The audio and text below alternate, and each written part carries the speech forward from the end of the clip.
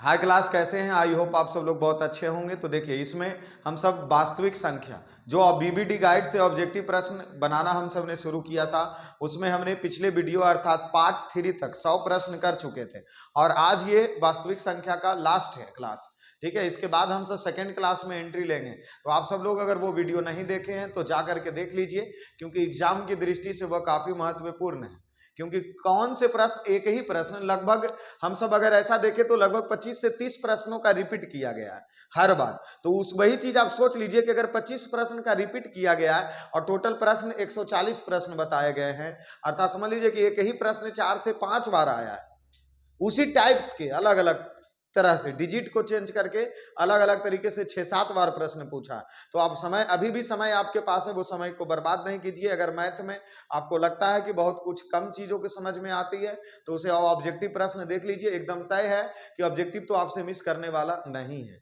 But यहाँ हम सब 100 से आगे बढ़ते हैं, देखते हैं 100 से आगे 101 नंबर प्रश्न देखिए, क्योंकि हमने पिछले वीडियो में 100 तक कर चुके थे। 101 प्रश्न देखिए क्या दिया गया है। 3 प्लस क्या कह रहा, 3 + 2√5 एक संख्या है। तो जाहिर सी बात देखिए, यह एक परिमेय है या अपरिमेय।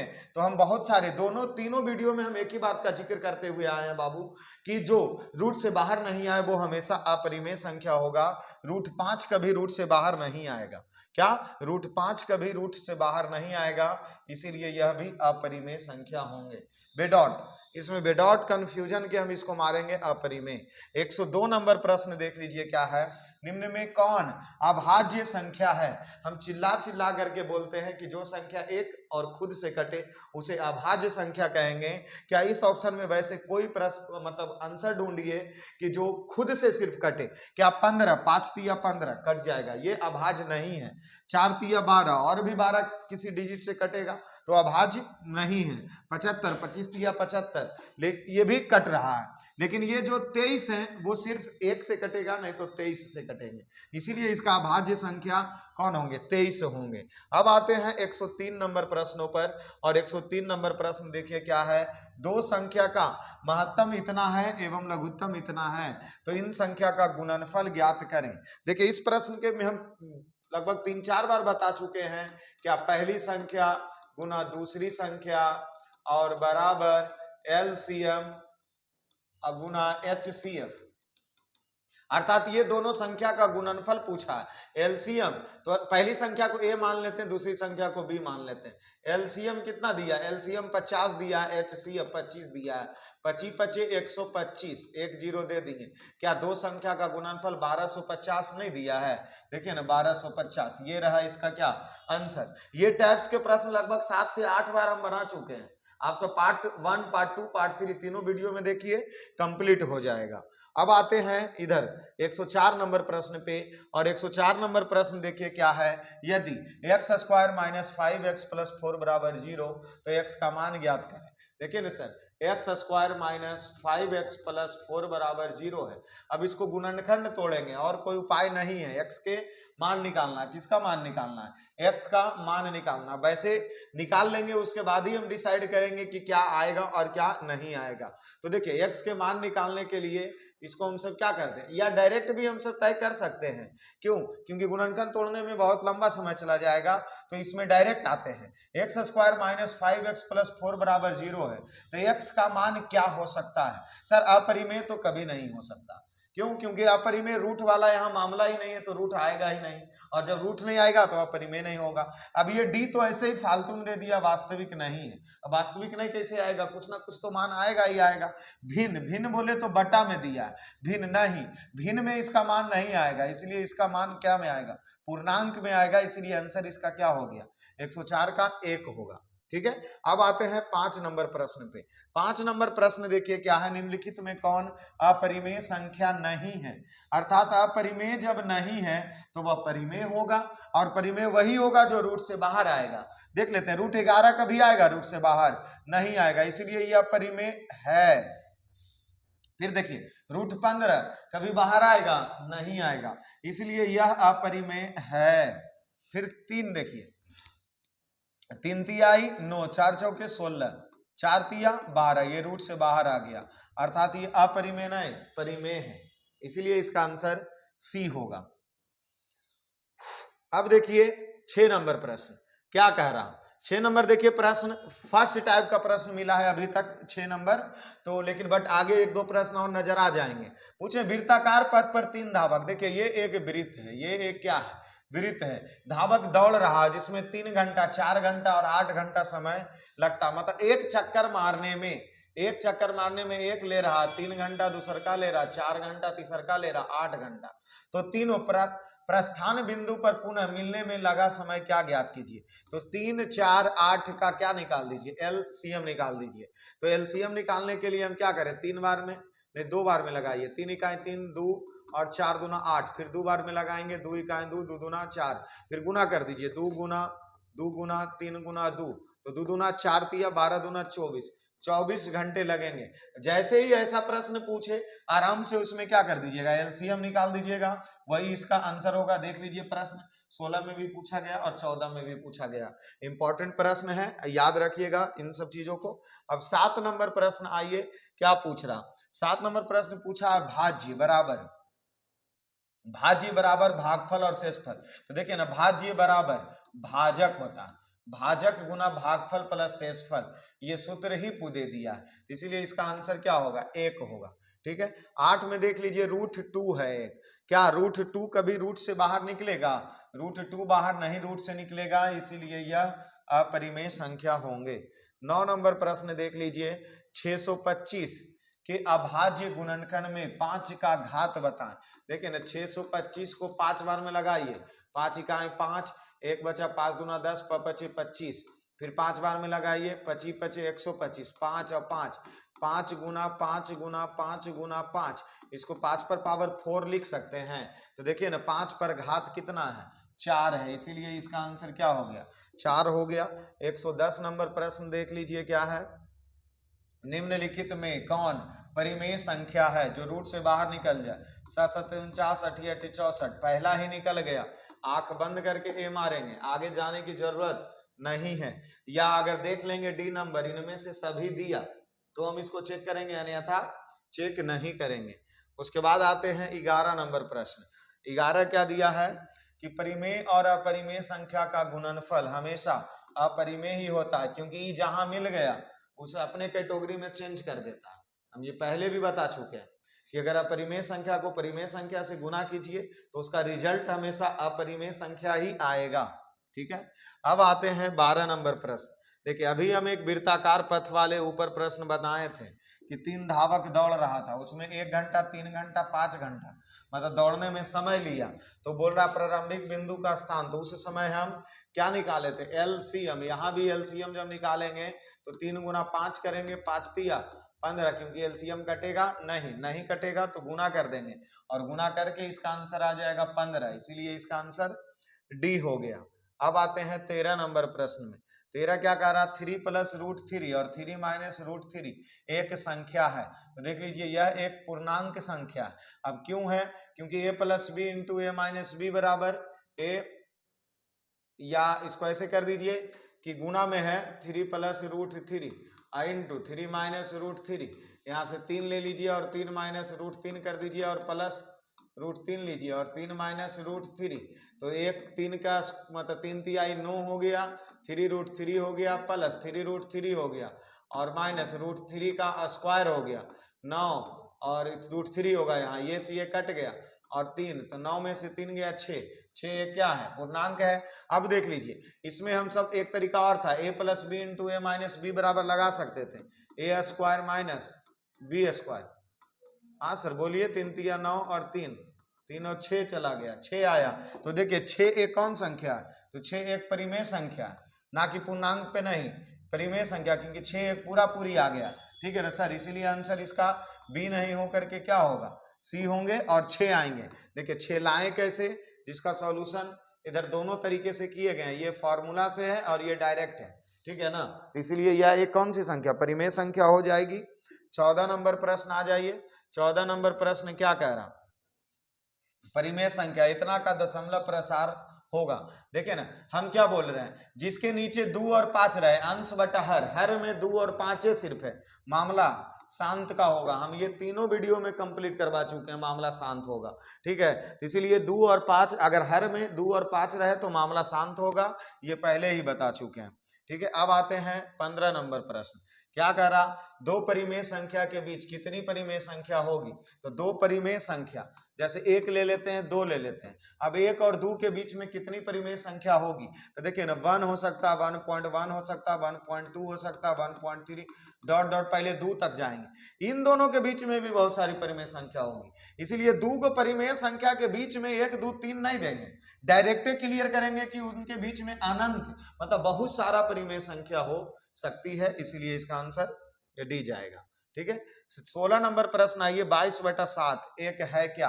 तो सबसे पहले देख लीजिए, P/Q के रूप में है, इसीलिए परिमेय संख्या है, निश्चिंत रहिए और आराम से परिमेय संख्या दिया है क्या 117 में कि यदि भाग एल्गोरिथम से a बराबर BQ प्लस R अर्थात a बराबर 72, b बराबर 9, तो R जैसे a देख लीजिए, a का मान 72 दे ले, ठीक है ना, इसमें ऐसे देख लेते हैं 72 बराबर b का मान 9 है और q प्लस R है। देखिए 9, तो 9 को भागा 72 से दे दीजिए, 9 8 72, यहाँ ये कट गया। ठीक है ना, जब कट गया तो R आ गया क्या? 0, अर्थात अगर ये Q 72 बराबर हम लिख क्या सकते हैं, 9 गुना 8 प्लस 0, यही इसका मान आएगा। अर्थात यहाँ R बराबर हम देखेंगे कि क्या आ गया, तो R बराबर आ गया हमारा 0। ठीक है, अब आते हैं 118 नंबर प्रश्न, और देखिए 118 क्या दिया है कि महत्तम समावर्तक a गुना b का लघुत्तम समावर्तक a गुना b के बराबर होगा। अर्थात यहाँ देखिए हम जानते क्या है कि पहली संख्या, क्या जानते हैं सर? पहली संख्या और गुना दूसरी संख्या, पहली संख्या गुना दूसरी संख्या बराबर LCM गुना HCF। अब देखिए कि पहली संख्या और दूसरी संख्या कितना दे ले, a और b, तो इसका a लेंगे, इसका b लेंगे, और इसका LCM और इसका HCF, अर्थात देखिए ना इस किसके बराबर है, a और b के। तो देखिए, तो a गुना b दिया, c में दिया, ये इसके क्या होंगे? बराबर होंगे।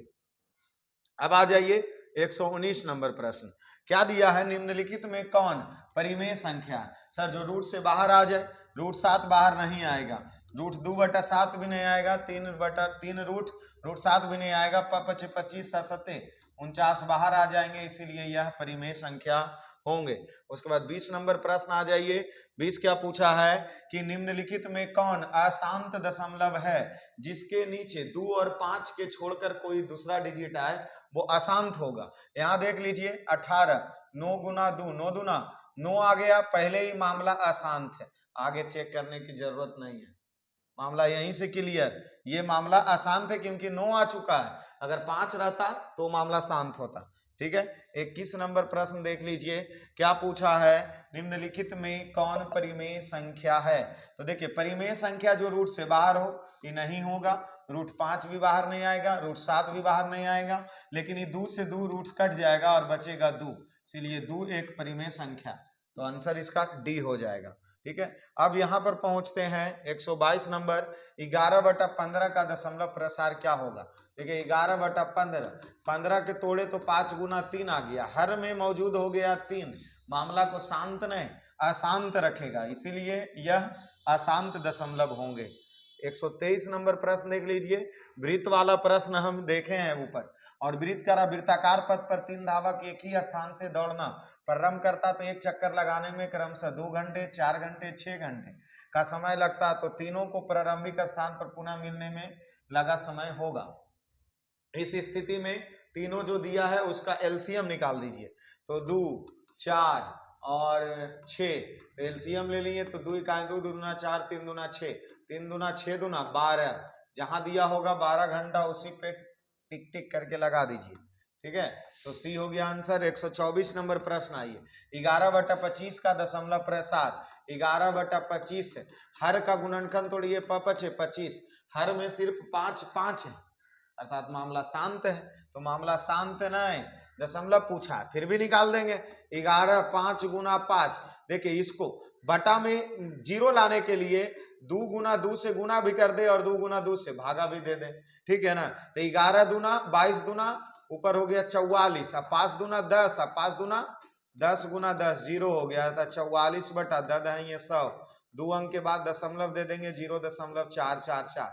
मामला कहाँ है, यहाँ है, सी पर अटका है। ठीक है ना, डायरेक्ट दशमलव प्रसार बिना भागा दिल, जैसे 52 भागा भी दे सकते हैं आप। ठीक है, अब आते हैं, कहाँ चला गया, 25 नंबर प्रश्न। आइए, क्या पूछ रहा है, 17/24 का दशमलव प्रसार होगा। तो हम पहले 17/24, तो 24 को गुणनखंड तोड़े, 2 दूना 4 दूना 8, अतिया 24।